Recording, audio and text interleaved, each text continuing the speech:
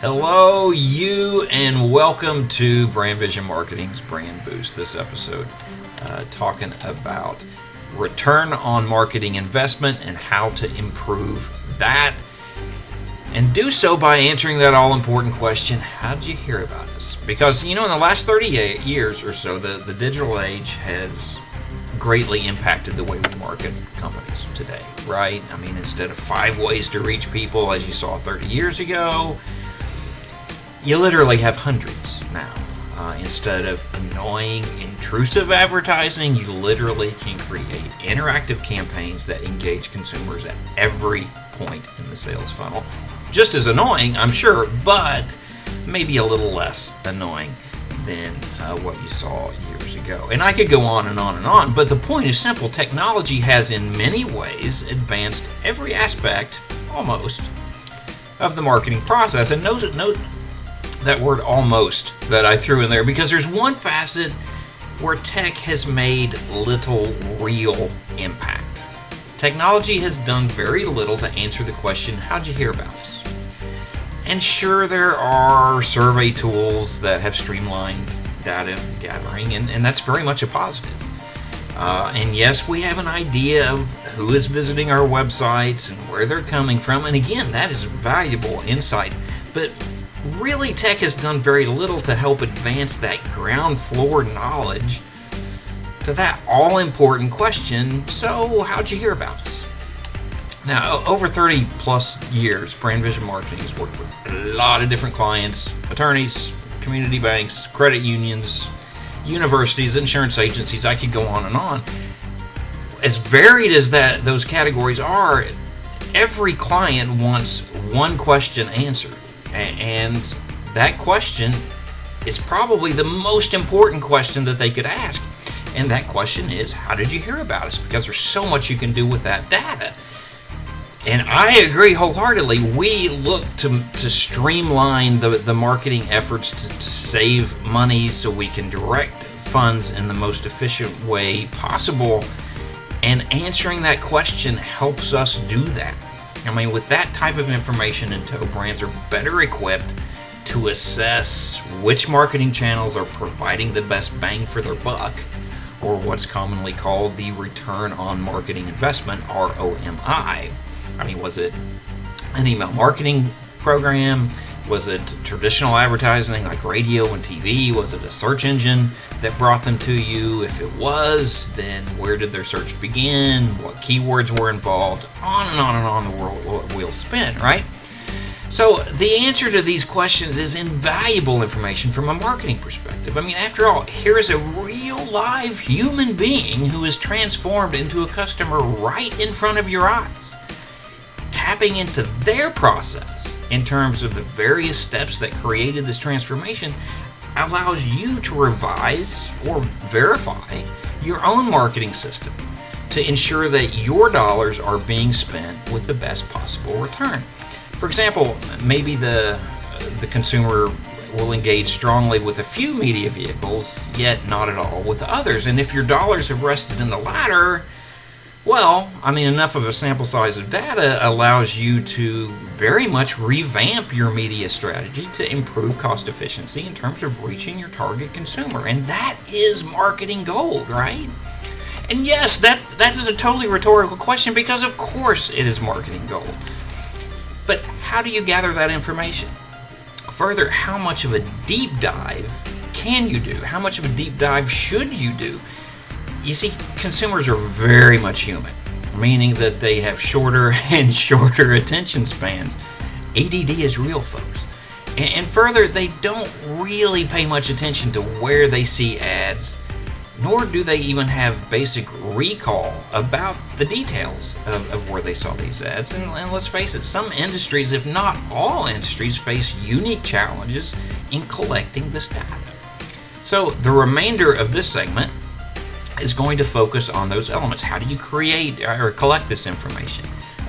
How much of a deep dive should you do with the consumer to get this data? And how do you overcome those distinctive challenges that may be present in conducting this search?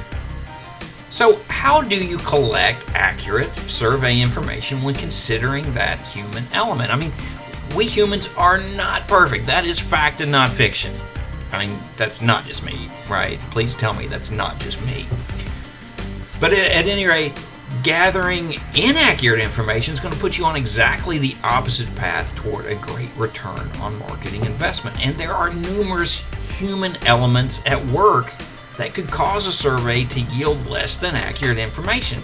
Ego, biases, a poorly designed survey with leading questions, for example, each can potentially tap into the human psyche in a way that could derail your efforts. So the solution begins, as Callie makes an appearance, the solution begins with designing a survey that's easy to understand, that is easy to complete for the consumer and is easily tabulated. So keeping it simple often serves to negate much of that human element. For example, gaining insight into the general media habits of these new customers in conjunction with how they heard about you is valuable stuff. So instead of asking that question and listing a laundry list of 30 or 40 possible answers to check, ranging from search engines and social media to TV, radio, whatever, include 2 columns to be answered. The first column designating the various media types that they frequent, in other words, which of the following media do you engage with each week, and then a second column, which of these did you hear about us while using. This is going to give you a general idea of where they hang out in the marketing spectrum, but more specifically, it's going to give you an idea of where they may have heard about you. And both are incredibly valuable. You can target and gear your marketing efforts with that information. So when it comes to the human element, focus on creating a survey that limits the human pitfalls such as egos and biases. These are snags within the survey that can leave you with more questions than answers. So design a survey that assumes nothing, yet focuses on neither inflating or potentially deflating that fragile human ego, right? So take a no judgment approach, communicate with the old just give me the facts ma'am ideology, because the last thing you want is for the survey taker to be feeling less than for giving you honest answers, right? In other words, avoid making X or Y response leaving them feel more intelligent than an honest Z response. Confidentiality is very key here, so stress that within your survey because that needs to be a basic element of the design itself. Next, you want to use follow-up questions to get as much information as you can, to gain as deep of an insight as you can. It's always important to be opportunistic when gathering information from your customers, so don't be afraid to do a deep dive, and this is a big old but, because you don't want to create this long, tedious experience that leaves the consumer annoyed with your brand.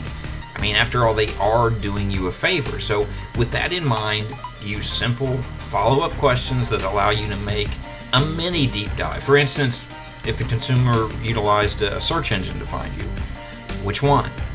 Further, and even more importantly, what prompted their search and what keywords did they use during that search? That kind of insight is crazy valuable in terms of the digital marketing realm, and if you can gather it, by all means do so. But remember, it's a balancing act between gathering as much information as possible without causing a ton of eye rolls from the consumer in the process. So do the deep dive as best you can, but at the same time, don't annoy them. Now, finally, let's talk about overcoming challenges in collecting this information. And that's going to be unique to each individual company. I mean, collecting this survey information may be as simple as ensuring you have the customer's email and sending them a nice message requesting that they complete the survey. Then again, it may be much more complex than that. Average response rates for email surveys are around 6%. Website surveys typically peak at about 8%, so neither is overly encouraging if you're relying on these results to shape your marketing efforts. You need a good sample size. So actually it may prompt certain situations in which you incorporate the survey into the customer experience through an employee at the appropriate time. And that certainly muddies the waters. I mean, various sectors encounter unique challenges that make gathering this information difficult. For example, a personal injury attorney, an emergency care center, they may be dealing with consumers who are experiencing various degrees of trauma when they talk to them, and it kind of renders the old "how'd you hear about us" question insignificant, at least in the moment. So incorporating it into the proper time in the customer experience is key. I mean, there are other situations, large retail chains with multiple outlets, or a hospital campus would run into this, where you have information that's being attempted to be gathered from the radiology building's patients within the campus, and the gastrointestinal branches patients, and incorporating all of that under one umbrella. And many companies operate within one umbrella through various brand extensions, and others have to coordinate multiple locations. So, I mean, regardless of what unique challenges you face, creating a survey program that is in sync can come with issues. So, addressing these issues, training personnel is key. Staff members, especially if they are going to be interacting with the consumer face to face in gathering this information at some point, they may not be running down each question, obviously, but they are introducing the survey through an iPad or what have you. But they need to be well trained on, first of all, they need to be aware that this is valuable information.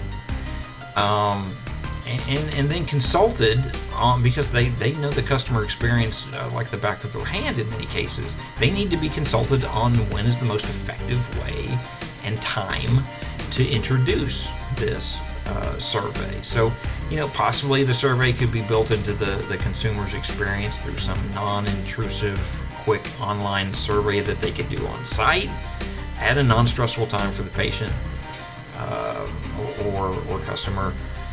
But results can then be streamlined to a centralized collection point and gathered, and